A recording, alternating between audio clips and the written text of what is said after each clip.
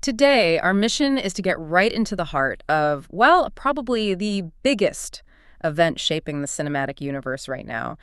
Avengers, Doomsday. It is absolutely massive. And we're going to unpack everything we've been seeing, because what's emerging is it's just critical. This isn't your standard hero-villain fight. This is the moment for a group we honestly thought might stay on the sidelines, the X-Men. And that's the single biggest surprise in all of this. Yeah.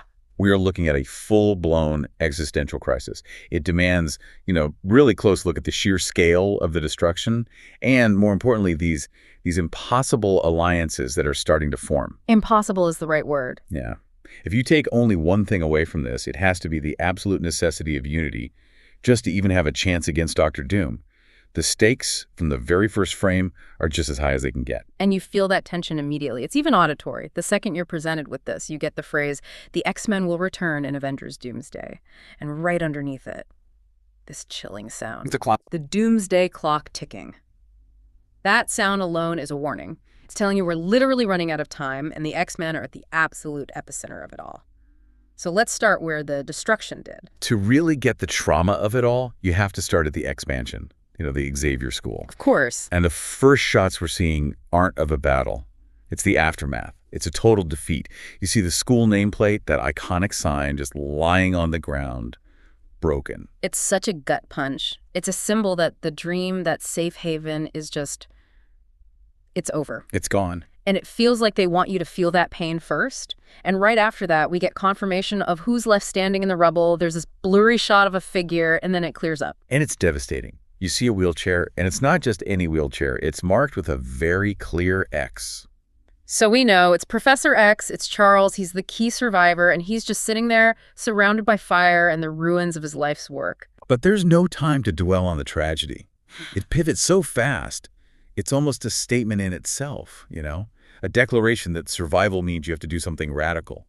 We see a chess piece, the king, floating away from a shattered board. The old strategies are useless. Exactly. The game is over. But then the camera zooms in on a handshake. And this is where the entire conflict just gets elevated.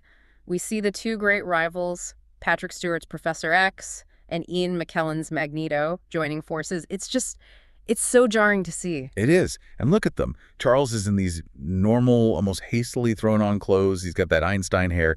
He looks less like a leader and more like a scholar who's just been besieged. And Magneto's look is just as important. He's wearing a shirt, and on it is the original comic book Red X logo. Which is a massive symbolic moment. This isn't just a shirt.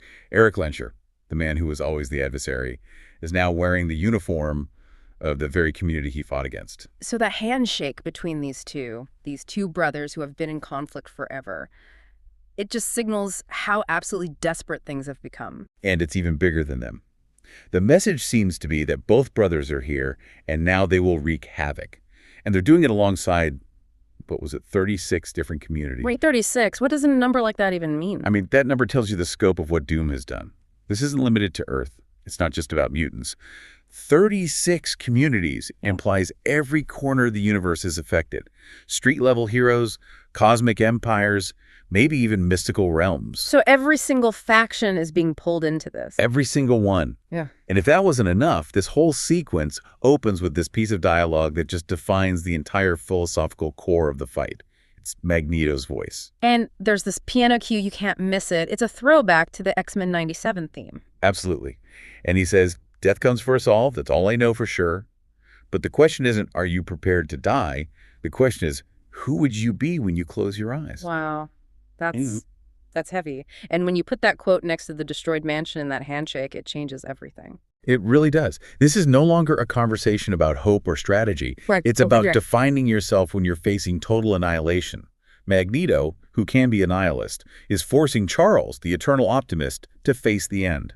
So their unity isn't strategic. No. It's born out of this desperate acceptance of death. It means they have to do something meaningful before it's all over. And that contrast is so key. Charles always worked for the future, for integration.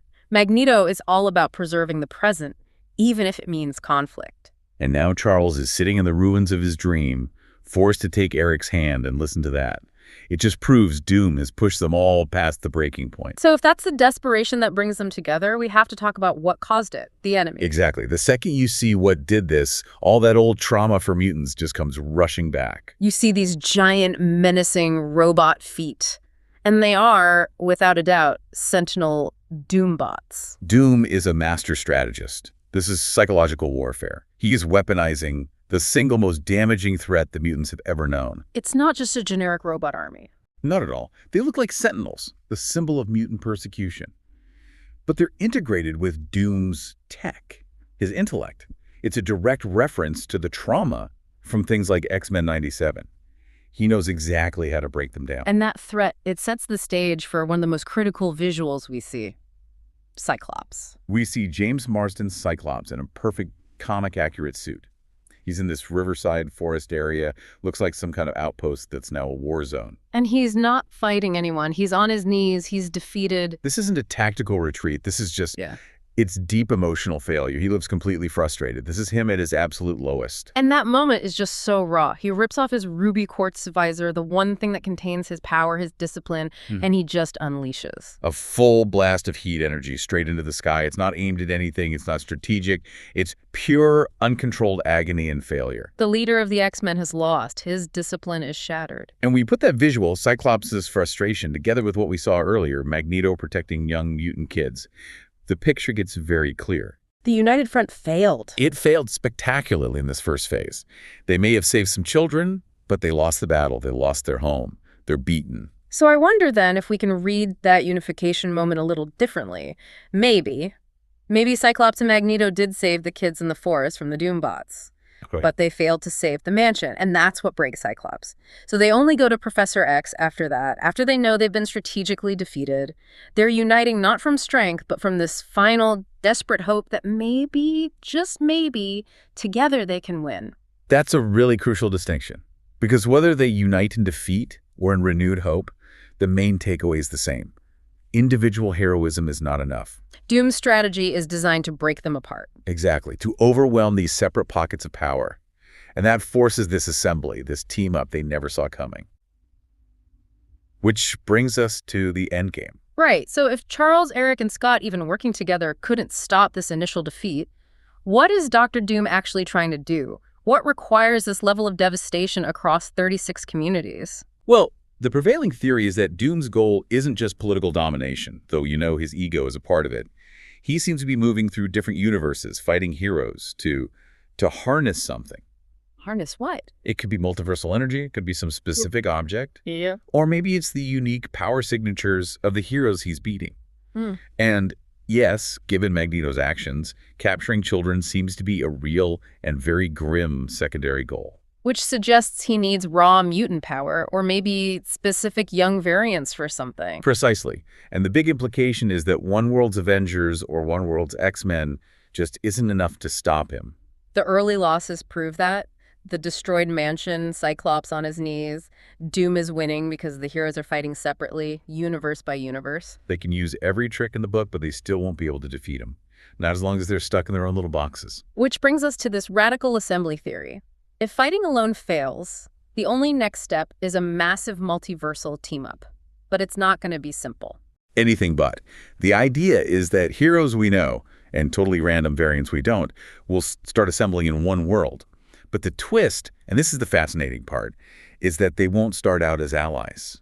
They're going to fight each other first. They're going to fight each other. Right. Probably because of confusion, different ideologies, or just plain distrust of someone who looks like a friend but isn't. That is a huge departure from what we've seen before. We need this period of internal conflict before they can even think about the main enemy.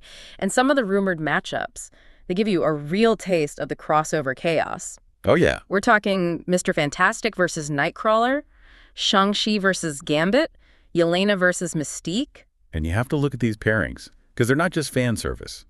Think about Mr. Fantastic versus Nightcrawler. Science versus something else entirely. Exactly. Yeah. Pure scientific intellect trying to contain mystical, teleporting mobility.